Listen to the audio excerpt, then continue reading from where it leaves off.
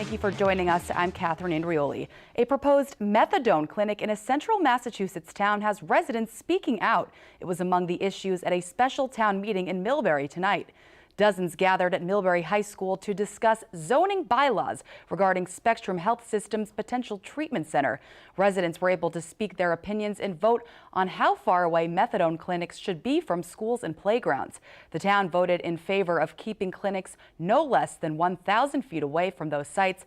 Millbury's chairman of the planning board says the decision came down to the safety of the children.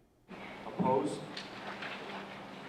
And most of them related around children and their activities, not necessarily just the school, but you know, when they're jogging after school, where they go by, and all of that stuff. So, you know, based on that, we thought that it was important to definitely address that because everybody's concerned about their kids and want to make sure they're okay. The town's zoning bylaw will be in effect until May 2018. Schools across Massachusetts may soon be required to have an automated external defibrillator device after lawmakers passed a bill proposed by parents whose children either died of sudden cardiac arrest or suffer from heart conditions. Senate Bill 1191 passed state legislature on Tuesday. The bill mandates all public and private schools in Massachusetts have an AED device at every school event and also a trained professional to operate the device. Lawmakers approved the bill Tuesday. It will now head to the governor's desk. State Senator Michael Moore says there is a need for the device in schools across the state.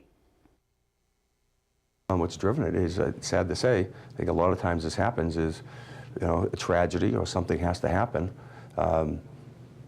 before public policy catches up with the need for that to be there. The legislation would require all school districts to have at least one AED at each school facility and at every school athletic event. The governor will have 10 days to sign the bill. If a school system is unable to financially comply with purchasing an AED device, they can request a hardship waiver to grants and other funding to access the device. If approved by the governor, the bill will take effect July 1st, 2018. Auburn firefighters crediting their equipment in protecting them during a four-alarm fire in Oxford this week. During a difficult search, the firefighters' masks may have saved their lives. Alicia Palumbo reports. By this hairdresser, the shagged, and there's flames shooting out of the window. When fire tore through this hair salon and the apartments above it in Oxford Monday, 2 Auburn firefighters braved the flames to make sure no one was left inside. But they quickly ran into trouble themselves. You got a mayday. It's a black smoke, and then all of a sudden you see a lot of fire in the room, and it happens within seconds. Assistant Auburn Fire Chief Glenn Johnson says his firefighters radioed for help when they started to see the signs of what's called a flashover. They noticed a linoleum was off-gassing and turning to liquid. And then one of the firefighters wiped their mask, and they felt the mask was soft. Johnson said the softening of the mask is a telltale sign that they were quickly running out of time to find their way out. That's what the equipment is designed to do. And the firefighters are trained to recognize those situations. Johnson says they crawled their way to the nearest window and dove out just in time. Once they dove out of the window, about 30 seconds later, that's when the room flashed.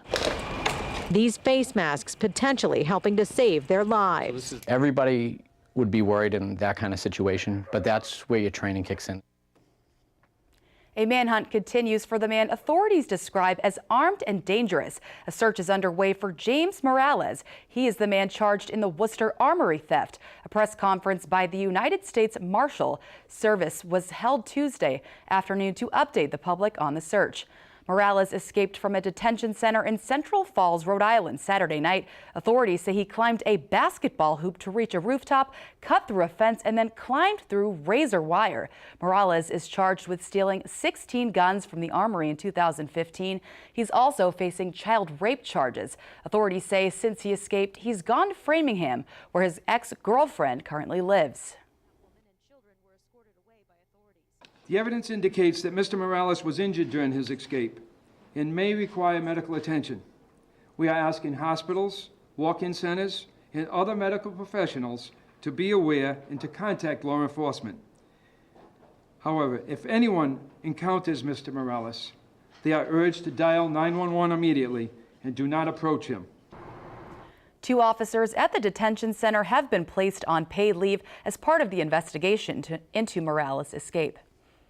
And James Morales has been added to the FBI's most wanted list. He is awaiting trial for allegedly stealing 6 rifles and 10 handguns from the Army Reserve Center last November. Since the robbery, the FBI has recovered all but 5 of the weapons. As the search for Morales continues, people in Worcester say they are concerned and wonder if there's any chance he may come back to Worcester. A little bit alarming to be able to escape prison, and certainly you don't want to have people it's a bit alarming to have someone on the loose who's armed and dangerous. I mean, I'm scared, but I'm more scared for the greater system that allows people to have weapons so freely.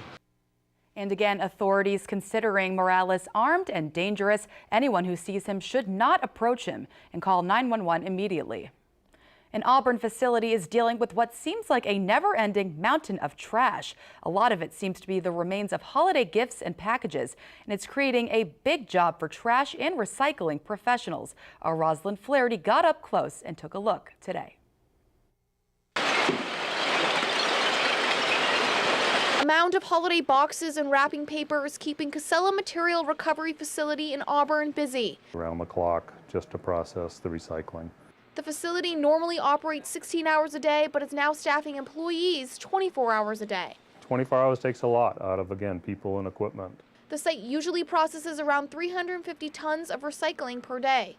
Since Thanksgiving, the number is up around 440 tons, and over the same time, Casella has seen a 25% increase in the amount of trash. As the holidays start kicking in with parties and get-togethers, we start to see more residential recycling. Newspapers are big. We start to see, obviously, gift wrap. Casella says they are seeing an increase in cardboard boxes. Those boxes, they get dropped off by the UPS, FedEx people. They all have to go somewhere. Superior Waste and Recycling in Worcester drops off recycling and trash to places like Casella. They say they've noticed a lot more boxes at the curb in recent years due to the popularity of online shopping. Even Amazon, like, holy smokes, how many people get Amazon delivered to their house? Like, every house I went to had Amazon boxes. Casella says everything coming into their facility has to go out, and the holidays are contributing to the backup. Especially on the recycling, it's harder to get trucks. A lot of it goes overseas, so the Port of Boston is actually closed, was closed yesterday. So the amount of truck traffic outbound is also a little hectic. Casella expects the situation here to get back to normal within a few weeks, unless the Patriots make it to the Super Bowl. The more they're in the playoffs, the more recycling we see, believe it or not. So it's all of these little things that affect the public, affect us. Rosalind Flaherty, Worcester News Tonight. A nonprofit organization caring for children in the area receives a big boost Tuesday. The Guild of St. Agnes is the largest early education and care agency in central Massachusetts, and they are growing. Our Andy Madison has the story. In the 4 years the Guild of St. Agnes's childcare has been in Webster, it's had no shortage of students. I think that the South County was underrepresented down there as far as child care centers go. And I think that's evidenced by the fact that we filled up so fast. The organization provides child care all over Massachusetts. Earlier this year, they got money from the state to help them pay for the Webster facility. Today, they received more help, this time in the form of a $1.5 million tax-exempt bond. Edward Madaus says the bond is another step toward owning the building in Webster. It's always better to own property than it is to pay the rent.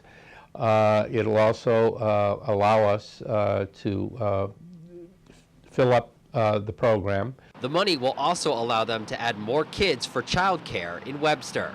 The bond was purchased by People's United Bank and issued by Mass Development, an agency familiar with the Guild of St. Agnes. We do know them. We like what they do. It's child care. They do it all over central Massachusetts. They're a great organization, and we really were motivated to help them out. Help for the organization, which also helps parents in the Bay State.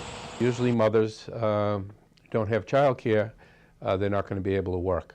So we think we're a big part of the economy and big part of keeping the economy going. Andy Madison, Worcester News Tonight. Despite facing some financial issues, the Worcester Free Store will remain open. Director Kent Flowers says they never wanted to close the store, but within the last few months, money was starting to get tight. Flowers says they were recently able to host a fundraising event and collect donations from the community. He says after raising enough money and talking with the landlord, the store will stay open. Ultimately, the community was able to give us enough that we were able to catch up on what we needed to catch up on. And then after talking to the landlord, he likes what we do here. He thinks, we're really helping the community, we're helping people out. So he, basically was willing to work with us, and, he wants us here as much as we want to be here. And the store opened in July. It allows customers to pick out 10 items for free. They encourage anyone who may have unwanted items to donate them to the free store.